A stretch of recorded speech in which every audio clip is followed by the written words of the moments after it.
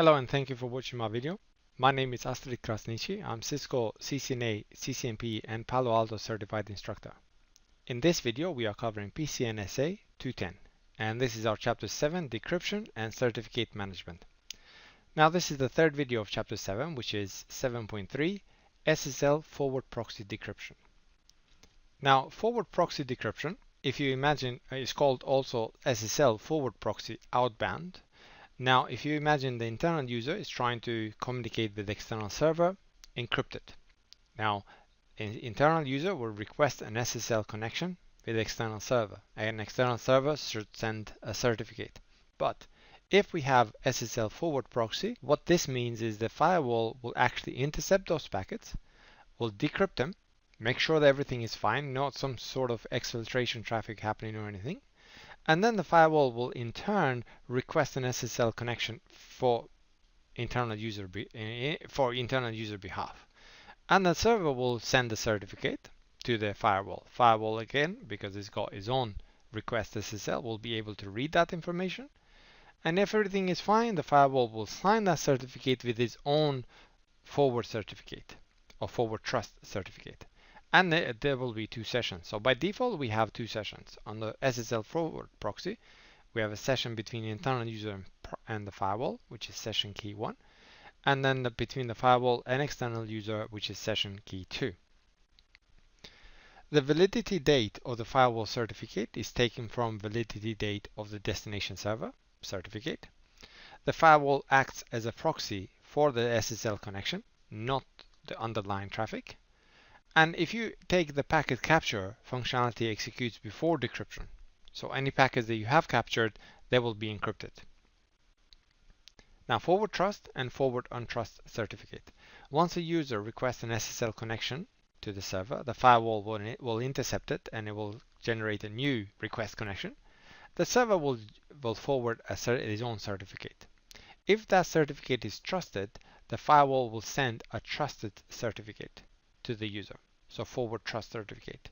If that certificate for some reason is untrusted, the firewall will send its own untrusted certificate.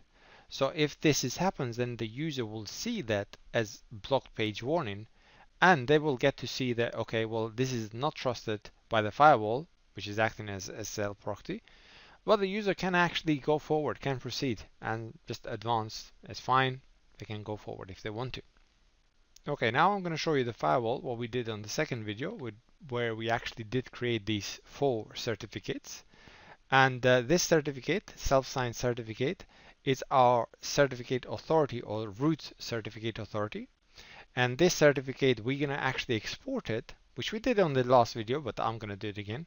We're going to export it from here, and then we're going to import it in our client machine, which is our Windows 7 PC here inside. And then we're going to create our SSL forward proxy and we're going to check it. Right. So that's the idea. So if I go back to my firewall and I'm going to take this certificate and I'm going to export it. So export. I don't need to export the private key. I'm just going to export the public key and then import it on our client machine. So click OK. And this is already exported. So I'm going to go to my PCA, which has got a folder that is shared folder with my physical machine, which is just click on the folder under network, host, shared folder, and downloads is here. So I'm going to take this certificate. This is the one that we just exported it, and I'm going to import it here.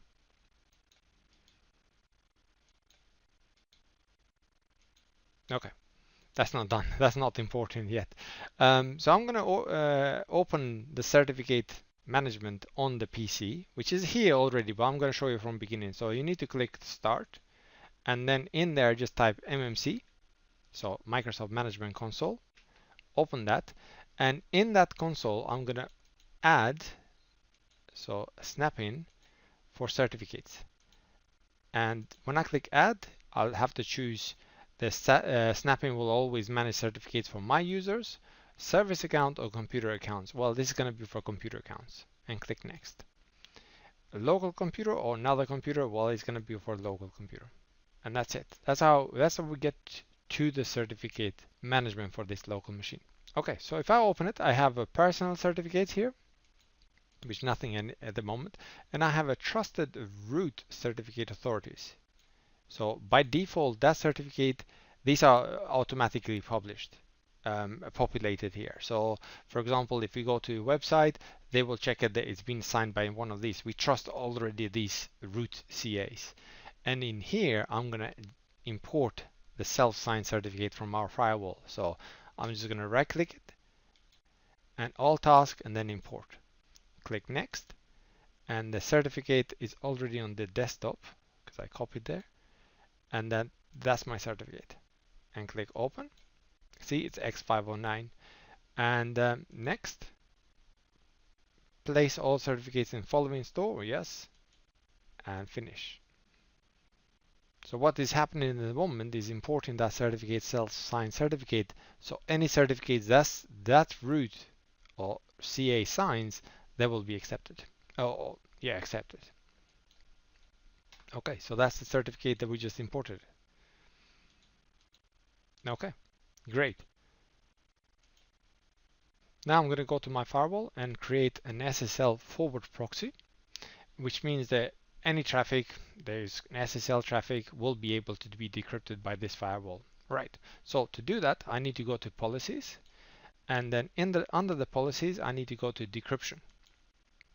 And here, I'm going to create a forward or SSL Forward Proxy. Now, just to say that not all the traffic should be decrypted. Some traffic cannot legally be decrypted. For example, depends on the local law and regulation concern, like health records, financial records, and other privacy concern, which you shouldn't be able to delete them, or decrypt them, I should say.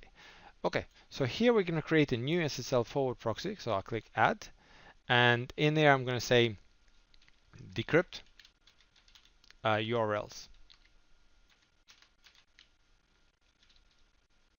So which is going to decrypt all URLs, and then we would write the description, tags, and so on, and comments. Source, well, it's going to be from inside, so inside zone.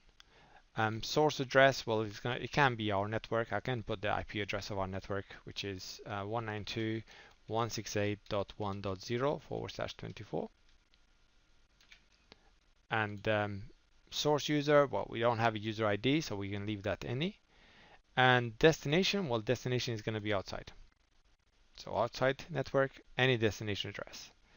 Services, URL, well, it's going to be any URL, any services. And options, now under the options, I have the options to not decrypt that traffic or decrypt that traffic. And as you can see, we have three types of decryption. We can have SSL Forward Proxy, SSL inbound inspection, that means like any traffic coming from outside to our inbound servers, or it can be an SSH proxy. Well, this is going to be an SSL Forward Proxy. And decryption profile, I'm going to leave it none, but we're going to come back, we're going to create a decryption profile, and we come back and populate this. Click OK, and let's do that now. Create that decryption profile. So, okay, just gonna, so we can see it here. Okay, to create that decryption profile, we need to go to Objects, and towards the end, we have Decryption Profile. So Decryption Profile, and already we have one predefined, but I'm just going to create my own one. So I'm going to say Astrid Decryption Profile. And in here, I'm going to see the SSL Forward Proxy. For example, I'm going to block the session with expired certificates. I'm just going to take all of them. Right, very strict. And for example, no decryption, well, block session with expired certificates, block session with untrusted issuers. Well, this is SSL description, so forward proxy, just going to populate that. We have an inbound inspection and SSL protocol settings. Okay, click that, click OK, and then I'll go back to my decryption policy and add that decryption profile. So option and decryption profile, I'll put mine and click OK. Now we're ready, we set. So I'm just going to click commit, and then we go and check it. Okay, this commit has completed successfully. It just says the forward untrust certificate is not configured. I thought I did that on the second video. So let's go and check it. So okay there, and go to device and then certificates. And I thought I did this. So I'm just going to click there. I forgot here to click forward Untrust certificate. And then I click OK and commit it again.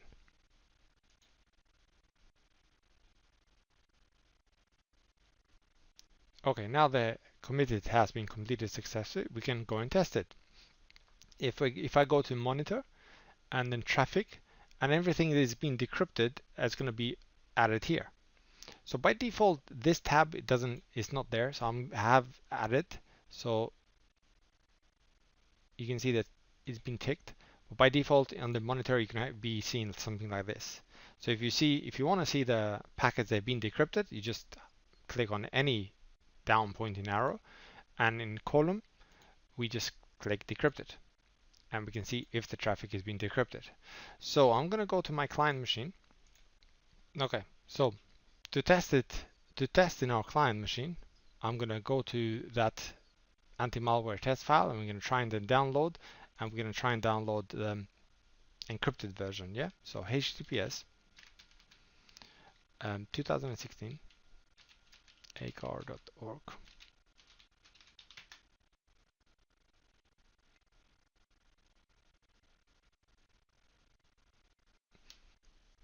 Okay, so if I click on download anti-malware test file, and you can see still the clear text is not provided at the moment. I'm going to try and download one of these, but these are our SSL. So click on it. And as you can see, it's already telling us if we didn't have decryption, I already can tell that it's been decrypted, and it's found out there's a virus and is blocking it. If we didn't have a decryption, it wouldn't be able to find it. It would be able to just download it. So we can try it again, try and download the next one. So you can see all of them are being blocked. Right. So I'm going to go to my firewall and go to monitor and have a look, just update this.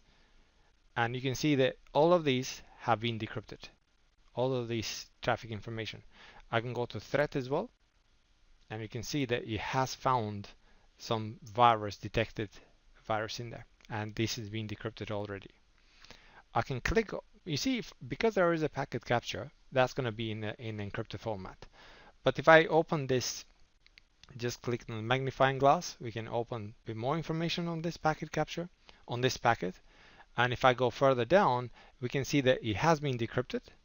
We go packet capture, and it's been reset server to client.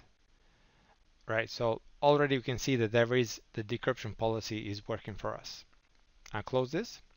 Okay, so that's it for this video. We can actually go to the next video. We're going to look at the inbound inspection. Thank you for watching lesson 7.3, SSL Forward Proxy Decryption. This is of chapter 7, Decryption and Certificate Management. Please have a look at my other videos, and don't forget to subscribe. This has been Astrid Krasniqi. Bye bye.